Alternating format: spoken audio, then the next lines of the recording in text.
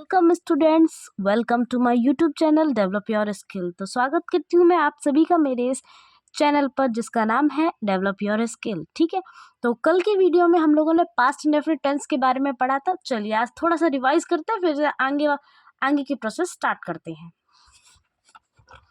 चलिए पहचान देखिए, पास्ट इंडेफिनिट टेंस। ठीक है, तो पास्ट इंडेफिनिट टेंस की पहचान क्या होती है? जिन हिंदी वाक्यों के अंत में क्या आता है?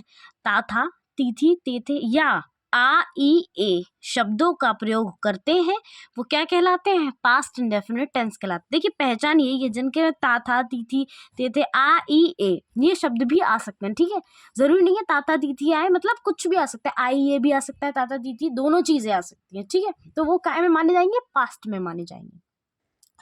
हेल्पिंग वर्ब क्या होती है? हेल्पिंग वर्ब होती है डिड। ठीक है, अफर्मेटिव स्ट्रक्चर क्या होता है? सबसे पहले सब्जेक्ट लिखते हैं, फिर वर्ब का सेकंड फॉर्म लिखते हैं और फिर ऑब्जेक्ट लिखते हैं। ठीक है, जैसे कि मैंने एग्जांपल में बताया है, वह मथुरा गई, तो शी वेंट, यानी कि वर्ब की सेकंड फॉर्म ये होती है, गो की सेकंड फॉर्म वेंट होती है। ठीक है, टू मथुरा।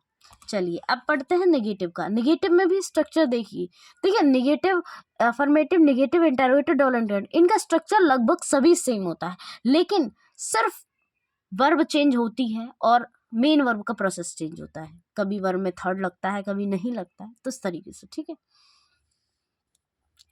तो subject did not plus verb first form plus object. ठीक है, तो हम मंदिर नहीं जाते थे, इसमें ताथा का प्रयोग किया गया है। We did not go to temple. चलिए अब आते हैं सिंगल इंटरोगेटिव पे। तो सिंगल इंटरोगेटिव की पहचान क्या होती है? देखिए, वाक्य की शुरुआत हमेशा क्या से होती है और वाक्य के अंत में हमेशा प्रश्नवाचक चिन्ह का प्रयोग किया जाता है। इट मीन्स हमेशा एक सेंटेंस की स्टार्टिंग, इंग्लिश सेंटेंस की स्टार्टिंग हेल्पिंग वर्ब से और एंड क्वेश्चन मार्क से। ठीक है, इंटरोगेटिव साइन से बोल सकते हैं हम। डबल इंटरोगेटिव में question words plus helping verb, then subject plus verb first form plus object, and then the most important thing is question mark. जब इंटरोगेटिव की बात हो तो आपको क्वेश्चन मार्क का ध्यान रखना ही रखना है। ठीक है, चलिए अब हम आगे की प्रोसेस स्टार्ट करते हैं, जिसमें आज हम स्टार्ट करेंगे पास्ट कंटिन्यूअस टेंस। किसके बारे में? पास्ट कंटिन्यूअस टेंसेस के बारे में। तो पास्ट कंटिन्यूअस टेंस की पहचान क्या होती है? चलिए जानते हैं पास्ट कंटिन्यूअस टेंस की पहचान। देखिए, जिन वाक्यों के अंत में जिन वाक्यों के अंत में क्या आता है? रहा था, रही थी और रहे थे। ठीक है, रहे थे, ऐसे वाक्य आदि शब्द आते हैं। क्या आते हैं? आदि शब्द आते हैं, यानी कि और भी कुछ आ सकता है, रहा था, ये रही थे, मतलब ऐसे आ सकता है, आदि शब्द आते हैं, तो वो क्या कहलाते हैं? पास्ट कंटिन्यूअस कहलाते हैं। क्या कहलाते हैं? पास्ट कंटिन्यूअस सेंटेंस कहलाते हैं। ठीक है, टेंस कहलाते हैं। आई थिंक आपके समझ में आ रहा हो। देखिए कितना ईजीएस्ट वे कि कुछ नहीं, सिर्फ आपको पहचान देखनी है कि रहा था, ये रही थी, ये रहे थे। और किसी चीज़ को इतना डीपली नहीं देखना है, आपको सिर्फ याद करने वाली चीज़ों पे थोड़ा सा ध्यान देना है बस। चलिए आगे स्टार्ट करते हैं हेल्पिंग वर्ब से। हेल्पिंग वर्ब पास्ट कंटिन्यूअस की क्या होती हैं? हेल्पिंग वर्ब होती हैं पास्ट कंटिन्यूअस की वॉज और वर। क्या होती है? वाज और वर। ठीक है, देखिए इनमें आईएनजी का प्रयोग किया जाता है। लिख लेते हैं, रूल डाल के लिख सकते हैं, इनमें या इन वाक्यों में वर्ब की फर्स्ट फॉर्म में आईएनजी, यानी कि वर्ब की फोर्थ फॉर्म आईएनजी का प्रयोग किया जाता है। ठीक है, आईएनजी का प्रयोग किया जाता है। ये हमारा हो गया एक रूल। ठीक है, फिर अगर आप चाहें तो मतलब अपनी एडिशन कर सकते हैं। जैसे सिंगुलर सब्जेक्ट के साथ, मैंने आपको पिछली वीडियो में भी बताया था, वॉज वर्ब का प्रयोग बताया था। सिंगुलर सब्जेक्ट के साथ आप हेल्पिंग वर्ब वाज का प्रयोग करेंगे और प्लूरल सब्जेक्ट के साथ हेल्पिंग वर्ब वर का प्रयोग करेंगे। ठीक है, चलिए तो हम स्टार्ट करते हैं अफर्मेटिव से। सबसे पहले अफर्मेटिव स्ट्रक्चर कैसे बनेगा हमारा, सब्जेक्ट प्लस HV यानी कि हेल्पिंग वर्ब सब्जेक्ट के अकॉर्डिंग, ओके। फिर ऑब्जेक्ट, MV तो रहेगी, चलिए दोबारा रखते हैं। देखिए subject plus HV plus main verb, और मेन वर्ब की फोर्थ फॉर्म प्लस, या हम इस तरीके से लिख सकते हैं, या ING फॉर्म। ठीक है, ING form plus object plus other word. ठीक है, इसका प्रयोग, इसका जो एग्जाम्पल है उससे समझते हैं हम। नेहा मैदान में नाच रही थी। क्या कर रही थी, नाच रही थी।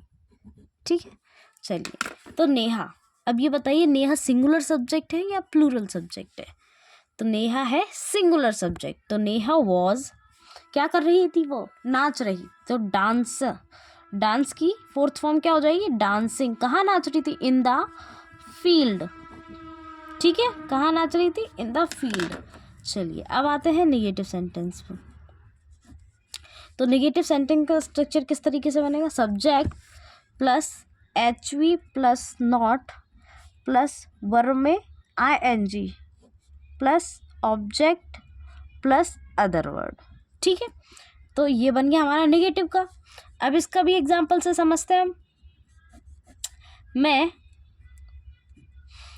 खाना नहीं पका रही थी।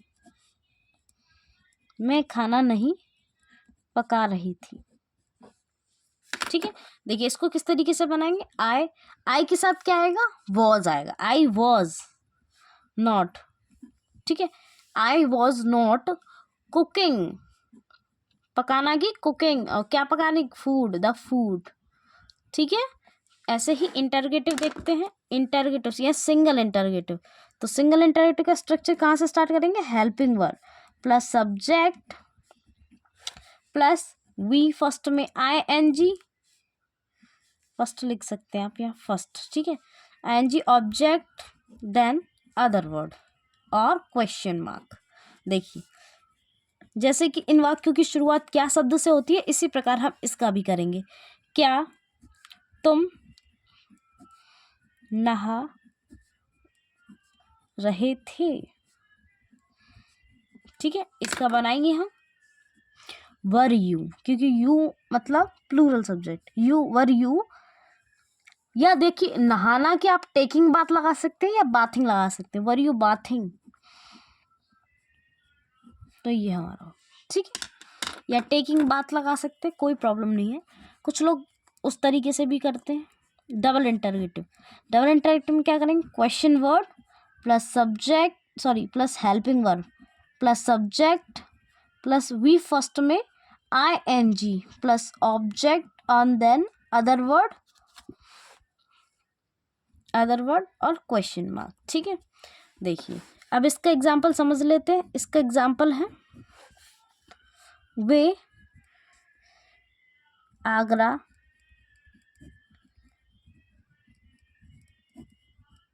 क्यों रह रहे थे।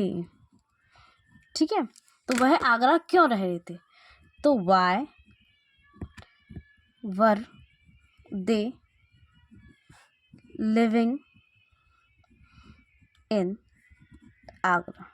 चलिए आज का टाइम यहीं समाप्त होता है, तो अब हम बात करेंगे नेक्स्ट वीडियो में। तब तक के लिए बाय बाय और अपना ख्याल रखिएगा।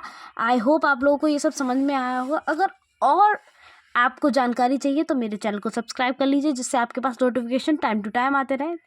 और आशा करती हूँ कि आप लोग बहुत अच्छे से अपनी पढ़ाई को कर रहे होंगे, अपने नोट्स कंप्लीट कर रहे होंगे। चलिए, thank you so much for watching, thank you so much for listening, thank you, bye bye.